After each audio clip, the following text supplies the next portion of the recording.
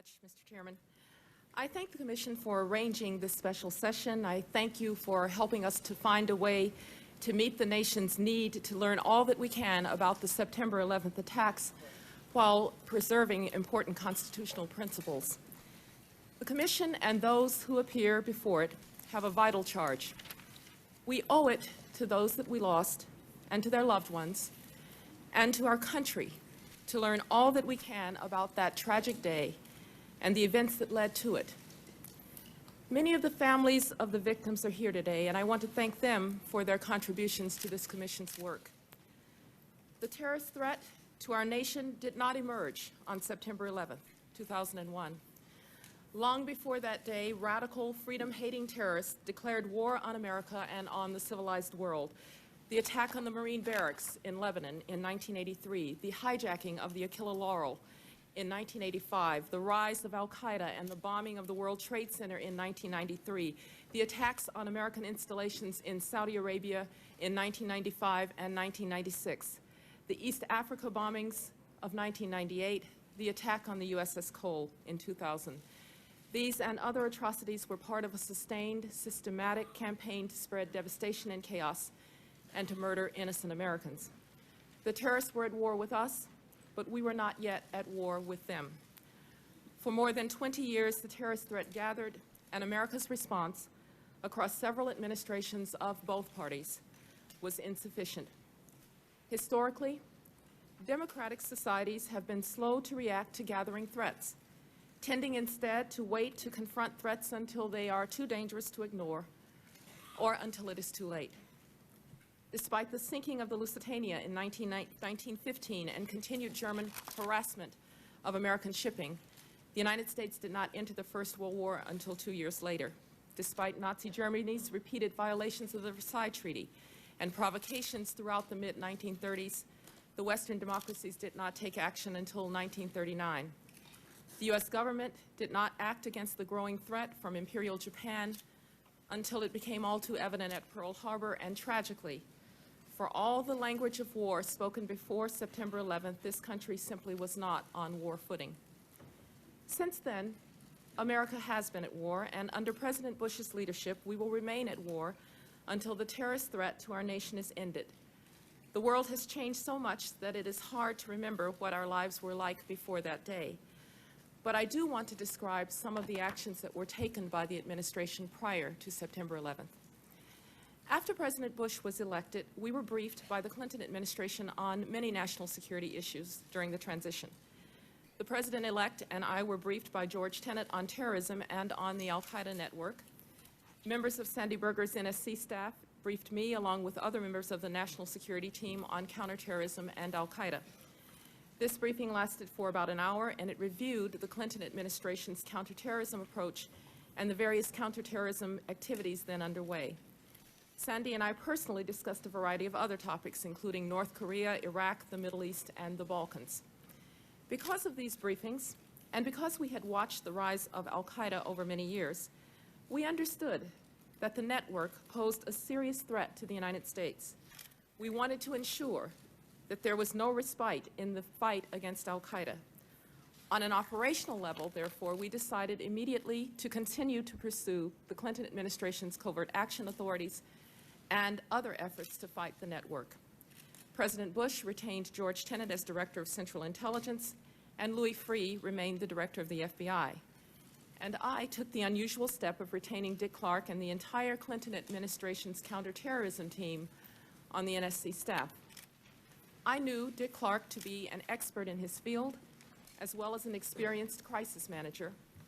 Our goal was to ensure continuity of operations while we developed new policies. At the beginning of the administration, President Bush revived the practice of meeting with the Director of Central Intelligence almost every day in the Oval Office, meetings which I attended along with the Vice President and the Chief of Staff. At these meetings, the President received up-to-date intelligence and asked questions of his most senior intelligence officials. From January 20th through September 10th, the President received at these daily meetings more than 40 briefing items on al-Qaeda, and 13 of those were in response to questions he or his top advisors posed. In addition to seeing DCI Tenet almost every morning, I generally spoke by telephone to coordinate policy at 7:15 with Secretaries Powell and Rumsfeld on a variety of topics. And I also met and spoke regularly with the DCI about al-Qaeda and terrorism. Of course, we did have other responsibilities. President Bush had set a broad foreign policy agenda. We were determined to confront the proliferation of weapons of mass destruction. We were improving America's relations with the world's great powers. We had to change an Iraq policy that was making no progress against a hostile regime which regularly shot at U.S. planes enforcing UN Security Council resolutions, and we had to deal with the occasional crisis. For instance, when the crew of a Navy plane was detained in China for 11 days. We also moved to develop a new and comprehensive strategy to try and eliminate the al-Qaeda network. President Bush understood the threat, and he understood its importance. He made clear to us that he did not want to respond to al-Qaeda one attack at a time. He told me he was tired of swatting flies. This new strategy was developed over the spring and summer of 2001 and was approved by the President's senior national security officials on September 4th. It was the very first major national security policy directive of the Bush administration, not Russia, not missile defense, not Iraq, but the elimination of al-Qaeda. Although this national security presidential directive was originally a highly classified document, we've arranged for portions of it to be declassified to help the Commission in its work, and I will describe some of it today. The strategy set as a goal the elimination of the al-Qaeda network and threat, and ordered the leadership of relevant U.S. departments and agencies to make the elimination of al-Qaeda a high priority and to use all aspects of our national power, intelligence, financial, diplomatic, and military, to meet that goal. And it gave cabinet secretaries and department heads specific responsibilities. For instance, it directed the Secretary of State to work with other countries to end all sanctuaries given to al-Qaeda. It directed the Secretaries of the Treasury and State to work with foreign governments to seize or freeze assets and holdings of al-Qaeda and its benefactors. It directed the Director of Central Intelligence to prepare an aggressive program of covert activities to disrupt al-Qaeda and provide assistance to anti-Taliban groups operating in Afghanistan. It tasked the Director of OMB with ensuring that sufficient funds were available in budgets over the next 5 years to meet the goals laid out in the strategy.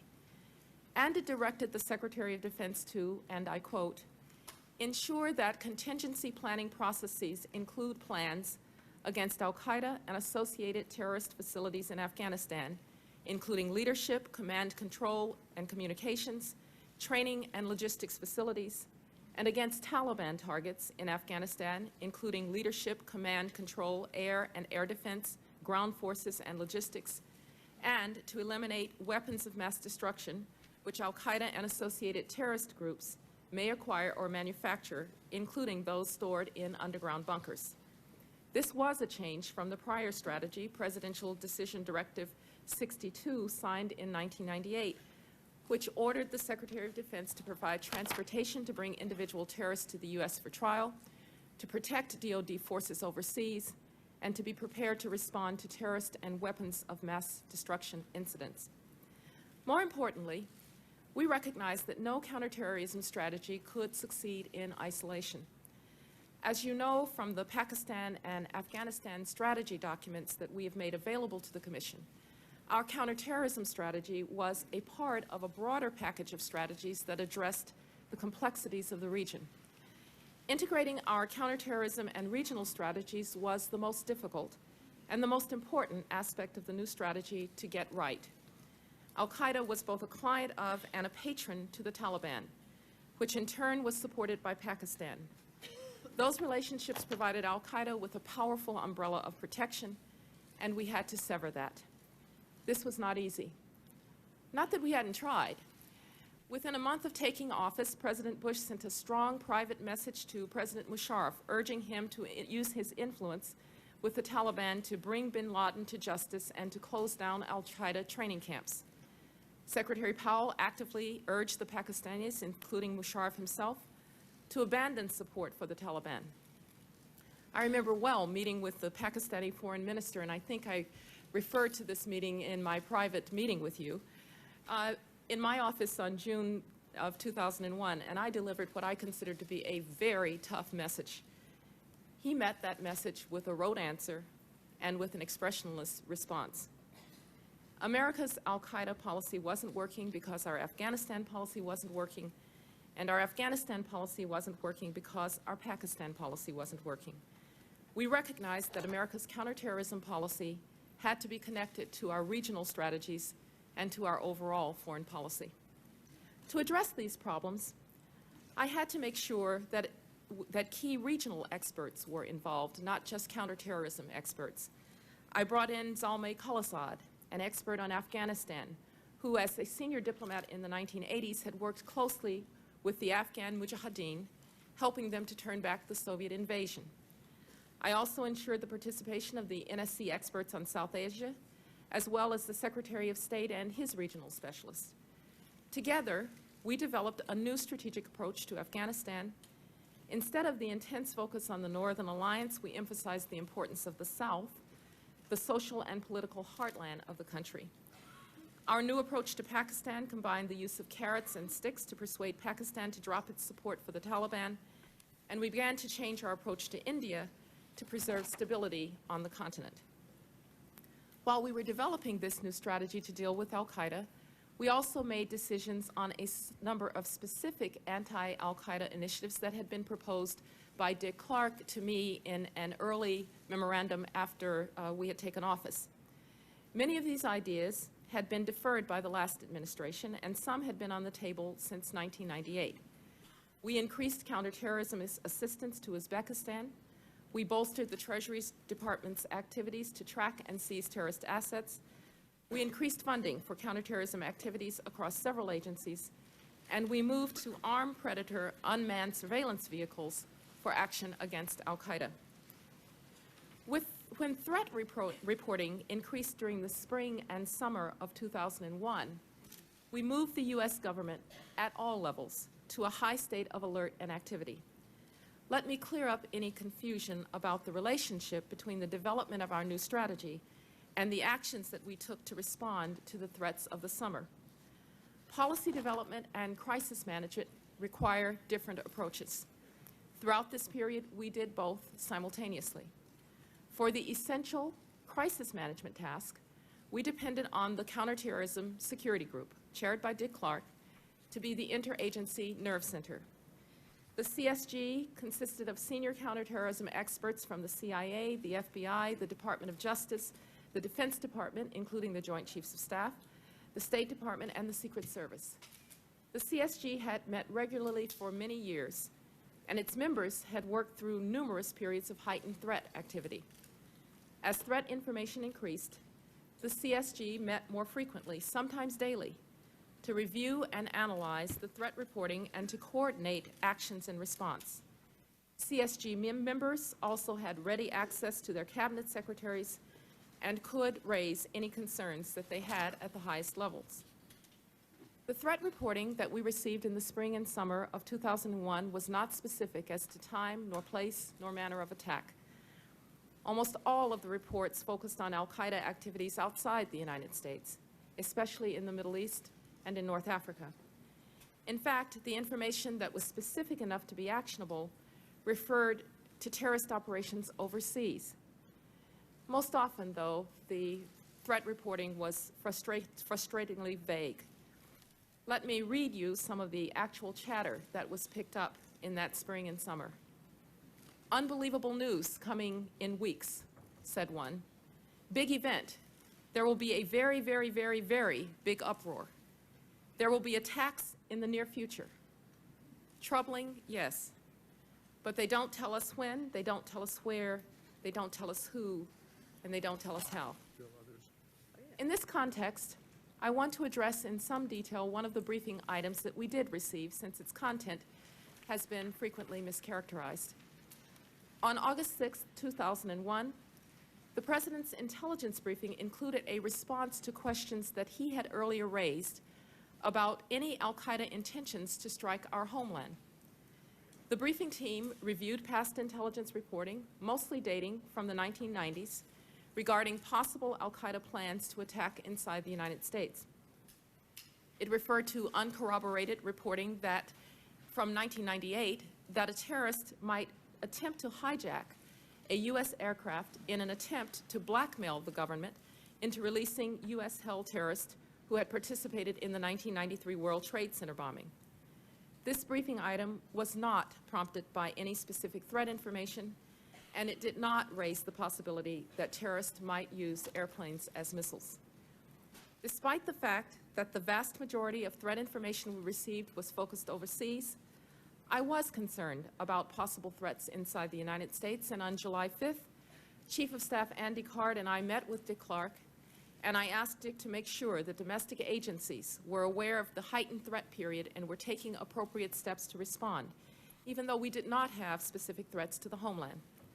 Later that same day, Clark convened a special meeting of his CSG, as well as representatives from the FAA, the INS, Customs, and the Coast Guard. At that meeting, these agencies were asked to take additional measures to increase security and surveillance. Throughout the period of heightened threat information, we worked hard on multiple fronts to detect, protect against, and disrupt any terrorist plans or operations that might lead to an attack. For instance, the Department of Defense issued at least 5 urgent warnings to U.S. military forces that al-Qaeda might be planning a near-term attack and placed our military forces in certain regions on heightened alert. The State Department issued at least 4 urgent security advisors and public worldwide cautions on terrorist threats, enhanced security measures at certain embassies, and warned the Taliban that they would be held responsible for any al-Qaeda attack on U.S. interests. The FBI issued at least 3 nationwide warnings to federal, state, and law enforcement agencies and specifically stated that although the vast majority of the information indicated overseas targets, attacks against the homeland could not be ruled out. The FBI tasked all 56 of its U.S. field offices to increase surveillance of known suspect terrorists and to reach out to known informants who might have information on terrorist activities. The FAA issued at least 5 civil aviation security information circulars to all U.S. airlines and airport security personnel, including specific warnings about the possibility of hijacking. The CIA worked around the clock to disrupt threats worldwide. Agency officials launched a wide-ranging disruption effort against al-Qaeda in more than 20 countries.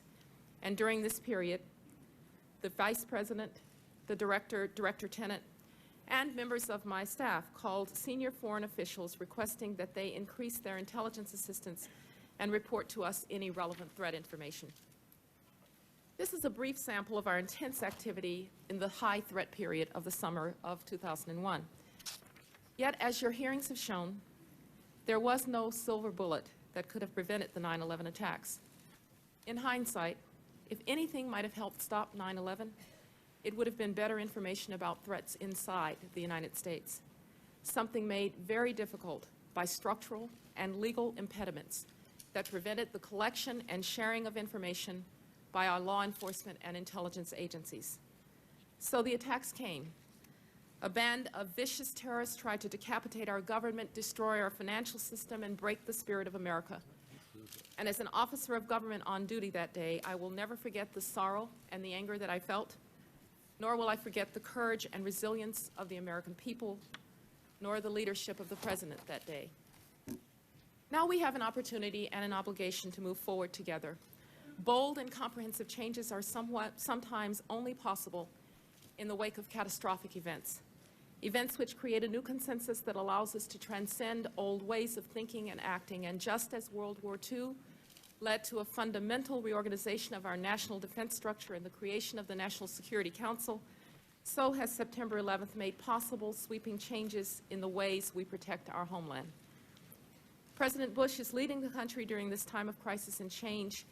He has unified and streamlined our efforts to secure the American homeland by creating the Department of Homeland Security, established a new center to integrate and analyze threat information, terrorist threat information, directed the transformation of the FBI into an agency dedicated to fighting terror, broken down the bureaucratic walls and legal barriers that prevent the sharing of vital information between our domestic law enforcement and foreign intelligence agencies, and working with Congress, given officials new tools, such as the Patriot Act, to find and stop terrorists.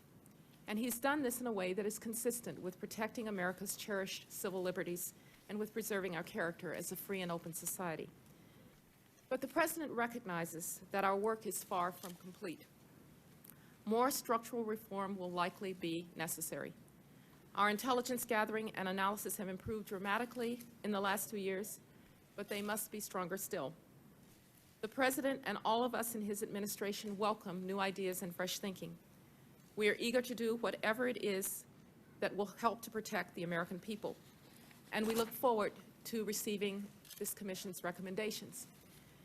We are at war, and our security as a nation depends on winning that war. We must, and we will, do everything we can to harden terrorist targets within the United States. Dedicated law enforcement and security professionals continue to risk their lives every day to make us all safer, and we owe them a debt of gratitude. And let's remember that those charged with protecting us from attack have to be right 100% of the time. To inflict devastation on a massive scale, the terrorists only have to succeed once. And we know that they are trying every day. That is why we must address the source of the problem. We must stay on the offensive to find and defeat the terrorists wherever they live, hide, and plot around the world. If we learned anything from September 11th, it is that we cannot wait while dangers gather. After the September 11th attacks, our nation faced hard choices. We could fight a narrow war against al-Qaeda and the Taliban, or we could fight a broad war against a global menace. We could seek a narrow victory, or we could work for a lasting peace and a better world. President Bush has chosen the bolder course. He recognizes that the war on terror is a broad war. Under his leadership, the United States and our allies are disrupting terrorist operations, cutting off their funding, and hunting down terrorists one by one. Their world is getting smaller. The terrorists have lost a home base and training camps in Afghanistan. The governments of Pakistan and Saudi Arabia now pursue them with energy and force. We are confronting the nexus between terror and weapons of mass destruction. We are working to stop the spread of deadly weapons and to prevent them from getting into the hands of terrorists, seizing dangerous materials in transit where necessary. Because we acted in Iraq, Saddam Hussein will never again use weapons of mass destruction against his people or his neighbors, and we have convinced Libya to give up all of its weapons of mass destruction-related programs and materials. And as we attack the threat at its source, we are also addressing its roots. Thanks to the bravery and skill of our men and women in uniform, we have removed from power two of the world's most brutal regimes, sources of violence and fear and instability in the world's most dangerous region. Today, along with many allies, we are helping the people of Iraq and Afghanistan to build free societies. And we are working with the people of the Middle East to spread the blessings of liberty and democracy as alternatives to instability and hatred and terror. This work is hard, and it is dangerous, yet it is worthy of our effort and sacrifice. The defeat of terror and the success of freedom in those nations will serve the interest of our nation and inspire hope and encourage reform throughout the greater Middle East. In the aftermath of September the 11th, those were the right choices for America to make, the only choices that can ensure the safety of our nation for decades to come. Thank you very much, and now I'm happy to take your questions.